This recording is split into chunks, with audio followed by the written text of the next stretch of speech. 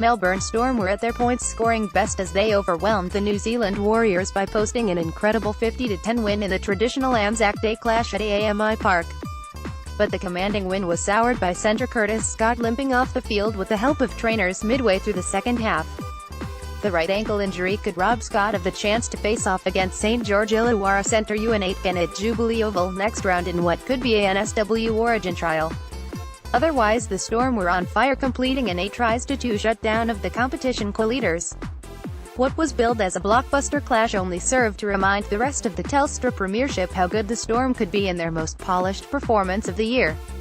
Whereas the Storm lifted their intensity and produced an up-tempo start, the tentative Warriors pressured themselves into early errors. And boy, did Melbourne capitalise. It was Scott who found a gap down the left flank before Billy Slater kicked to the right and young Tona might be a kick back to the left for Riley Jacks to open the scoring in fine style. 10 minutes later, Ryan Hoffman pounced on a Cameron Munster kick in the corner. Then the Storm really did kick into gear. Munster slipped a simple pass to Christian Welch who crossed untouched. From the kick-off, the home side shifted it to Scott who again broke the line and Slater registered his 187th career try. Felice Kaufusi fended and stepped down the right flank off the next restart and found Tona Maipia, who was deputising for the injured Sialiasi Vunivalu, to grab his first of 2018. The Storm made their first error, a Will Chambers knock-on, after 13 sets and everyone caught their breath. But for New Zealand fans, it would be short-lived.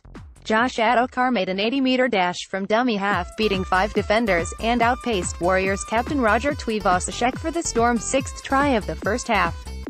Going into the sheds at 38-0, the stats made for decisive reading.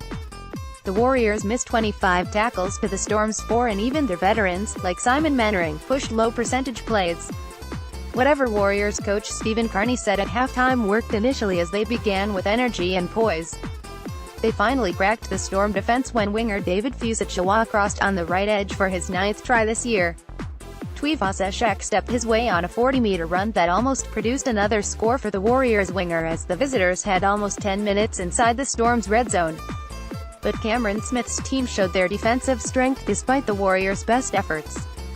Fusiccia grabbed his second try with another diving effort to give his team a boost, but the Storm replied through Adokar in the corner with less than 20 minutes to play.